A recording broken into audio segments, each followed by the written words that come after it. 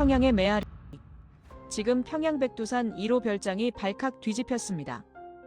밤 늦은 시간이거나 헤드폰을 쓰고 들으실 수 있습니다. 2024년 11월 21일 새벽 4시 12분 백두산 자락 김정은 1호 별장 동쪽 경비 초소가 무너졌습니다. 보위부 발표는 단순 침입자 사건. 그러나 같은 날 백두산 일대가 사흘간 완전 봉쇄됐고 별장 경비를 책임지던 1호 경호 총책임자 박정수 대좌, 그의 아내와 두 자녀, 가족 4명이 평양 자택에서 흔적도 없이 사라졌습니다. 저는 박상민이라고 합니다. 국가정보원에서 북한 핵심 인사 분석을 22년간 담당해 온 분석관입니다. 박정수 대좌 가족 사건은 제가 다뤄온 모든 사건 중에서 단연코 가장 충격적인 사건이었습니다. 1호 경호 총책 김정은의 그림자라고 불리는 자리, 그 자리에 있던 사람이 가족 전원을 데리고 사라졌다는 건 김정은 정권 역사상 단 한 번도 없었던 일입니다. 그리고 그날 새벽 김정은이 직접 백두산 별장에 도착해서 한마디를 남겼다고 합니다. 살아서 데려오든 죽여서 데려오든 박정수의 가족만큼은 반드시 찾아라. 070대 우리 어머님 아버님들, 평생을 자식 키우신 어머님 아버님들, 박정수 대좌의 그 마음 어쩌면 가장 잘 이해하실지도 모릅니다. 자식 살리려고 모든 걸 버린 한 아버지의 이야기 끝까지 보시고 댓글에 단 한마디만 남겨주세요. 가족분들께도 꼭 공유해주세요. 여기서 잠깐, 여러분은 지금 어디에서 시청하고 계신가요? 안방이실까요? 거실이실까요? 짧게라도 남겨주시면 제가 정말 든든할 것 같습니다. 그럼 시작합니다. 박정수 대좌, 1979년 양강도 해산 출신, 47세, 평양 김일성 정치군 사대학 졸업, 1996년부터 김정은의 큰누나 김설송의 호위병으로 시작해서 2011년 김정은이 권력을 잡은 직후 1호 경호국으로 발탁됐습니다. 그리고 2018년부터 백두산 1호 별장 경호 총책임자, 김정은이 휴양을 위해 백두산에 들어갈 때마다 박정수가 별장 안팎의 모든 경비를 지휘했습니다. 김정은의 식사, 동선, 취침 시간까지 모두 그의 손을 거쳤습니다. 저는 박정수의 이름을 처음 들은 게 2019년 가을이었습니다. 그때 우리 국정원 내부에 들어온 첩보가 하나 있었어요. 백두산 1호 별장에 새로운 경호 총책이 왔다. 30대 후반, 김설송 라인, 매우 깐깐하다. 그 정보 하나만 박힌 채로 5년이 지났습니다. 박정수에 대한 추가 정보는 거의 들어오지 않았어요. 그만큼 그가 외부와 차단된 자리에 있었다는 뜻이죠. 1호 경호국 인원은 평양에서도 따로 격리된 구역에 거주합니다. 외부인 접촉 금지, 통신 검열, 가족도 별도 관리, 한마디로 김정은의 그림자로 살아가는 사람들입니다. 그럼 박정수가 어떻게, 왜 가족을 데리고 탈북을 시도했을까요? 이야기는 2024년 3월로 거슬러 올라갑니다. 그해 봄, 박정수의 큰딸 박하은이 평양 옥류병원에 입원했습니다. 박하은, 그때 9살, 갑작스러운 어지럼증, 잦은 멍, 코피 출혈, 검사 결과는 급성 림프 구성 백혈병이었습니다. 옥류병원은 북한 최고급 병원입니다. 평양에 거주하는 핵심 간부와 그 가족만 이용할 수 있는 곳. 그런데 옥류병원의 의료 수준은 현재 한국 동네 의원 수준보다도 낮습니다. 항암제는 중국제 복제약, MRI 장비는 1990년대 일본 중고, 박하은의 치료는 옥류병원에서는 불가능하다는 진단이 그해 5월에 나왔습니다. 박정수는 즉시 김정은의 호위국 상관에게 보고서를 올렸습니다. 딸의 치료를 위해 평양에서 베이징으로의 의료 송출을 허락해달라. 북한 핵심 간부 자녀의 경우 베이징 군의대학병원으로 의료 송출이 가능한 사례가 종종 있었습니다. 답은 2달 뒤에 왔습니다. 불가. 박정수 대좌는 1호 경호 총책, 김정은 동지의 동선을 알고 있는 사람, 베이징은 곧 외부 노출이다. 평양에서 치료한다. 박정수는 그 답을 받은 그날 평양 자택에서 한참 동안 의자에 앉아 있었다고 합니다. 그의 아내 박미라가 나중에 우리 국정원에서 진술한 내용입니다. 남편이 그날 밤 식탁에 앉아서 한마디도 안 했어요. 그리고 자정이 넘어서야 한마디 했습니다. 내 딸은 백두산이 아니라 서울에서 자라야 한다. 내 딸은 백두산이 아니라 서울에서 자라야 한다. 그날 밤 박정수의 마음속에서 한 가지 결심이 생겼습니다. 탈부. 박정수는 그 다음 날부터 김정은의 백두산 휴양 일정을 세밀하게 분석하기 시작했습니다. 김정은이 백두산 1호 별장에 들어가는 시기는 보통 11월, 첫눈이 내릴 무렵이었습니다. 그리고 별장 경비 인력은 김정은이 방문할 때만 평양에서 추가로 파견됐고, 김정은이 떠나면 다시 줄어들었습니다. 그 빈틈이 박정수의 기회였습니다. 박정수는 2024년 8월부터 백두산 별장 외곽 경비 노선을 슬쩍슬쩍 조정했습니다. 김정은이 직접 살펴보지 않는 동쪽 능선, 그 능선 너머는 중국 길림성 안투현, 그곳을 지나면 두만강, 두만강을 건너면 중국 옌벤, 옌벤에서 한국 영사관까지는 사흘거리. 그리고 박정수에게는 또 하나의 자산이 있었습니다. 옌벤 도문시 만생경제구역에 박정수의 외삼촌 김봉남이 살고 있었습니다. 김봉남은 1990년대 고난의 행군 시기에 중국으로 넘어가서 정착한 사람. 박정수와 30년 동안 연락이 끊겼지만 2024년 9월에 박정수는 평양 외교부 좌족 모임에서 우연히 그의 소식을 들었습니다. 외삼촌이 도문에서 식당을 한다고 하더라. 박정수는 그 한마디를 가슴에 새겼습니다. 2024년 10월 박정수는 평양 외교부에 단기 출장 신청서를 냈습니다. 명목은 중국 동북 삼성 경호 시설 시찰. 박정수의 1호 경호 총책 직위 덕분에 그 신청은 김설송의 도장 하나로 곧바로 통과됐습니다. 박정수는 그 출장에서 도문시의 외삼촌 식당을 찾아갔습니다. 30년 만의 만남. 외삼촌은 박정수를 보자마자 알아봤다고 합니다. 박정수는 그 자리에서 외삼촌에게 한 가지를 부탁했습니다. 외삼촌, 내 딸 하은이가 백혈병입니다. 평양에서는 치료가 안 됩니다. 한 달 뒤, 정확히 한 달 뒤 두만강 건너편에서 우리 가족을 받아주십시오.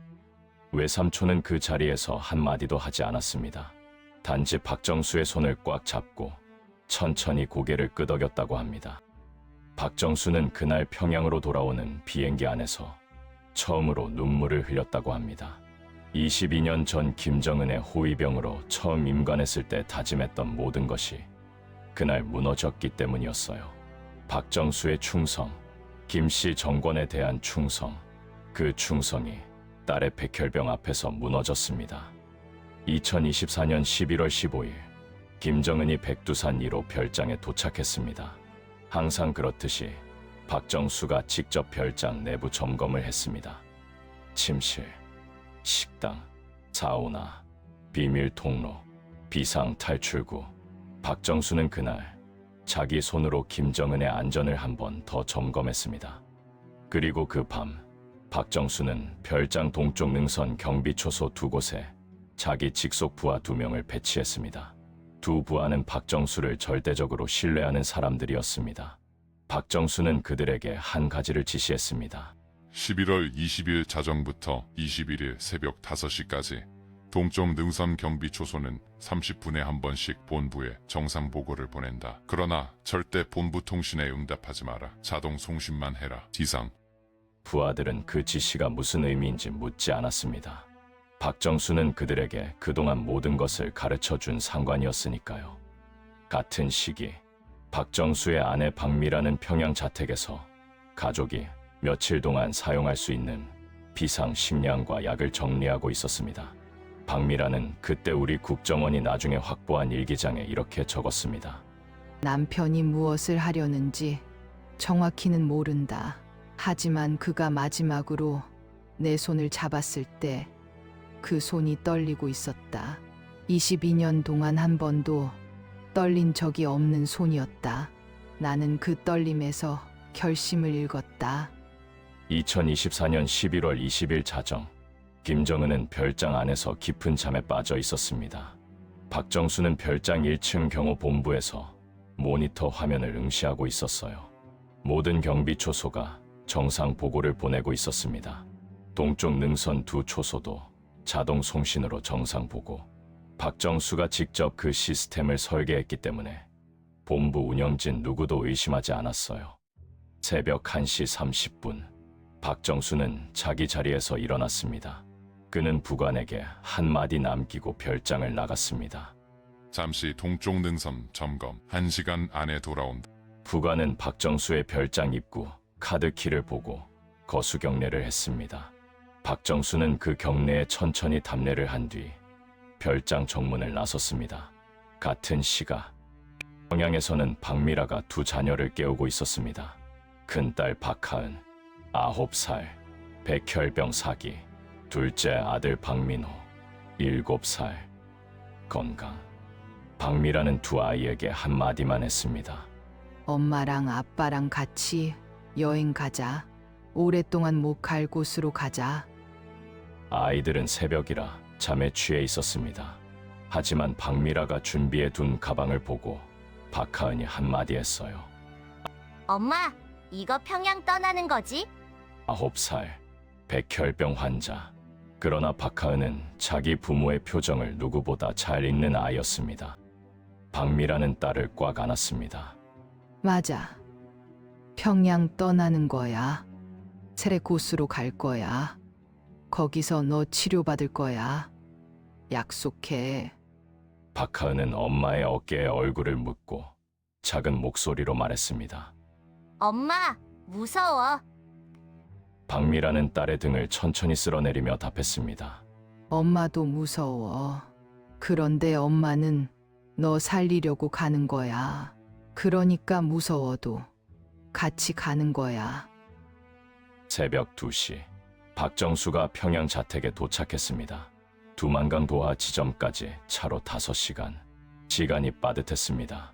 박정수는 가족을 차에 태우고 평양을 떠났습니다. 평양에서 함흥 방향으로 북상, 함흥에서 다시 동북 방향으로 회령, 회령에서 두만강 도하 지점인 무산까지.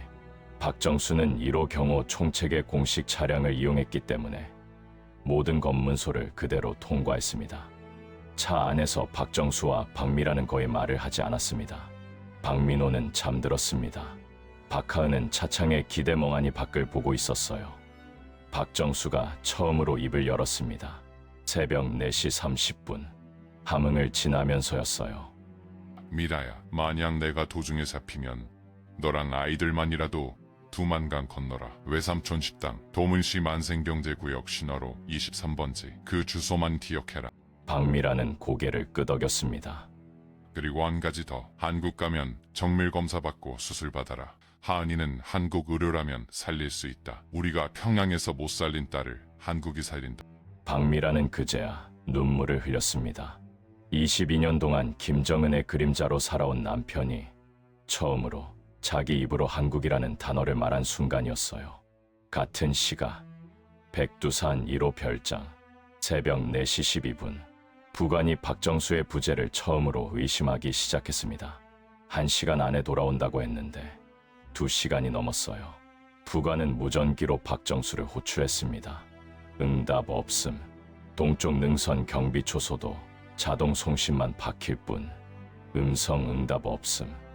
부관은 즉시 1호 경호국 평양 본부로 비상 보고를 올렸습니다. 김정은이 잠든 별장이었으니까요. 본부는 즉시 평양 박정수 자택에 전화를 걸었습니다. 응답 없음. 박정수의 차량 위성 추적. 위성은 박정수의 차량이 함흥 북쪽 산악도로를 달리고 있다고 보고했습니다. 새벽 4시 45분, 김정은이 깨어났습니다. 부관이 거수경례를 하고 한마디를 보고했습니다.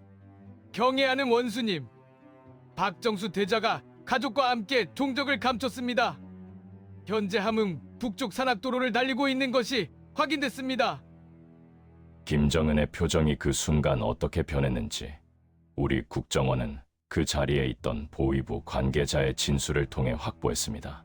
원수님은 한참 동안 아무 말도 안 하셨습니다. 그리고 한마디만 하셨습니다. 새벽 5시 백두산 일대가 전면 봉쇄됐습니다. 양강도와 함경북도 전 지역의 비상명령, 두만강 모든 도와 지점에 보위부 특수부대 배치, 평양에서 함흥까지의 모든 도로에 검문소 추가 설치. 박정수는 그 모든 것을 예측하고 있었습니다. 박정수의 차량은 회령에 도착하기 전 산악도로 옆 작은 마을에서 멈췄습니다. 박정수는 가족을 다른 차량으로 옮겼습니다. 2로 경호 총책의 공식 차량은 너무 추적당하기 쉬웠어요. 새 차는 함흥 친척의 농업용 트럭, 박정수가 한 달 전에 미리 준비해 둔 차량이었습니다. 가족은 트럭 짐칸에 숨었습니다.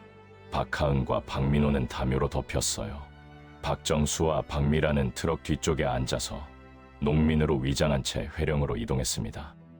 회령에서 무산까지 박정수는 그 길에서 보위부 검문소를 3번 통과했습니다. 박정수의 위장은 농민이었지만 보위부는 1호 경호 총책 박정수의 얼굴을 모르는 사람이 거의 없었어요. 박정수는 자기 얼굴을 가리기 위해 농민의 두꺼운 회색 모자와 마스크를 사용했습니다. 마지막 검문소, 무산 외과, 보위부 대위가 트럭을 멈췄습니다. 박정수는 한 달 전에 외삼촌이 보내준 가짜 농민 신분증을 내밀었습니다. 보위부 대위는 신분증을 한참 동안 들여다봤습니다. 그리고 박정수의 얼굴을 한 번 더 봤어요. 박정수는 한 달 전에 외삼촌이 보내준 가짜 농민 신분증을 내밀었습니다. 보위부 대위는 신분증을 한참 동안 들여다봤습니다. 그리고 박정수의 얼굴을 한 번 더 봤어요. 박정수의 심장이 그 순간 어떻게 박혔는지 박미라가 나중에 진술한 내용입니다. 남편의 손이 그때 처음으로 떨렸어요. 22년 동안 한 번도 떨린 적이 없는 손이었습니다.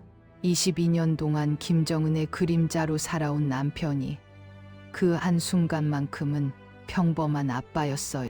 보위부 대위는 결국 신분증을 돌려줬습니다. 박정수는 트럭을 출발시켰습니다. 새벽 6시 30분 두만강 도하 지점에 도착했습니다. 박정수는 가족을 트럭에서 내렸어요. 두만강 물이 차가웠습니다. 11월 말 강물은 살을 내는 듯한 추위였어요. 박정수는 박민호를 등에 업고 박하은의 손을 잡고 강 안으로 들어갔습니다. 박미라가 뒤에서 따라왔어요. 강물이 허리까지 차올랐습니다. 박하은이 비명을 질렀어요. 차가운 강물에 백혈병 사기 환자가 잠긴 거예요. 하은아, 조금만 참아. 저기 보이지? 저 불빛, 저게 자유야. 저는 김정은의 그림자였어. 박정수가 딸의 손을 꽉 잡고 강을 건넜습니다. 강 건너편에 외삼촌 김봉남이 작은 손전등을 들고 서 있었습니다. 30년 만에 재회. 그러나 두 사람은 한마디도 하지 않았어요. 김봉남은 박하은을 안아 올렸고 박미라의 손을 잡고 강가에서 끌어올렸습니다.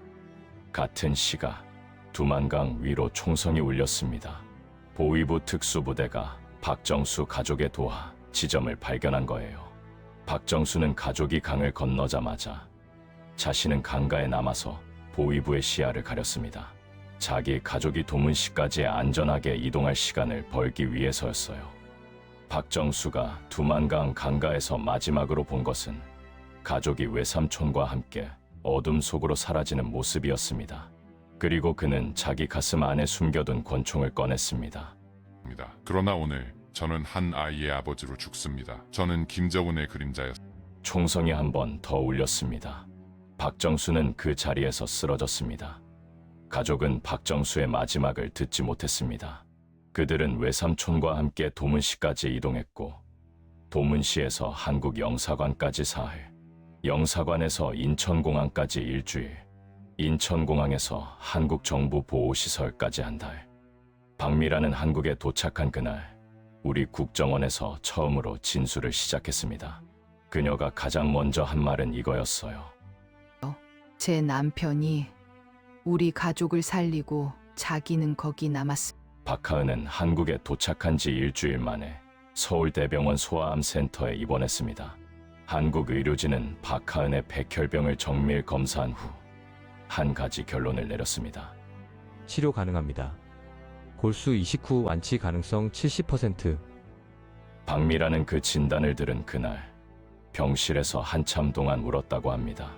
22년 동안 김정은의 그림자로 살아온 남편이 자기 딸을 살리기 위해 자기 목숨을 던진 결과가 치료 가능이라는 네 글자였어요. 박하은은 2025년 3월에 골수 이식 수술을 받았습니다. 수술은 성공이었습니다. 박하은은 지금 서울 한 초등학교에 다니고 있습니다.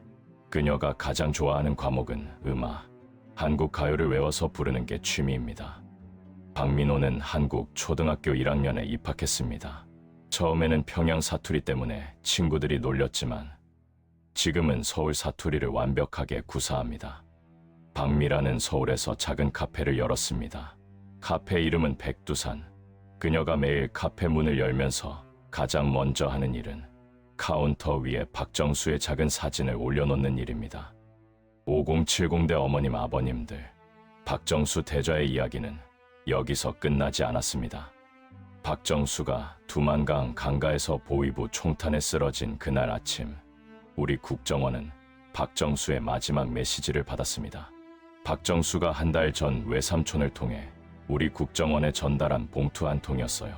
그 봉투 안에는 박정수의 손글씨로 적힌 한 장의 편지가 있었습니다.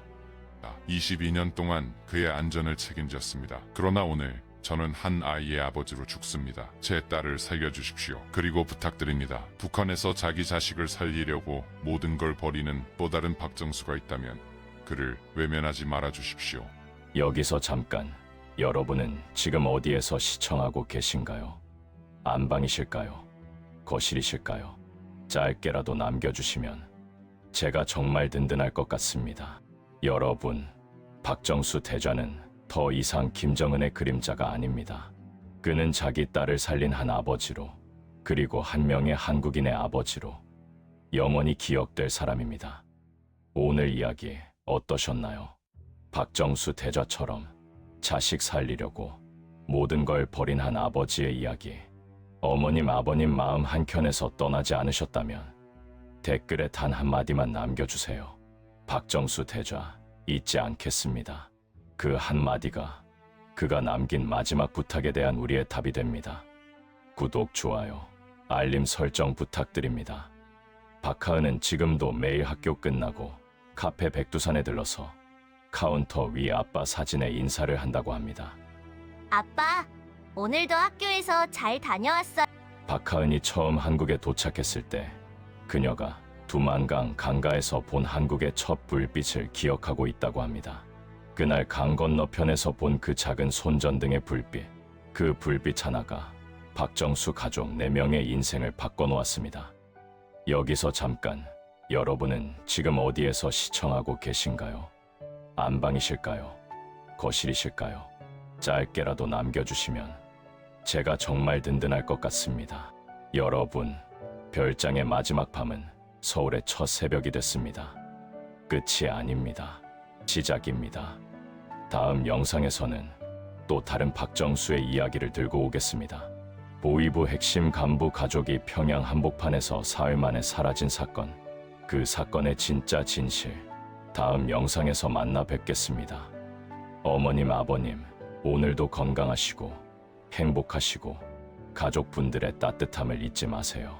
박정수 대좌가 22년 동안 그의 딸을 위해 지킨 그 마음이 어머님, 아버님 안에도 흐고 있다는 것을 잊지 마세요. 감사합니다. 박상민이었습니다.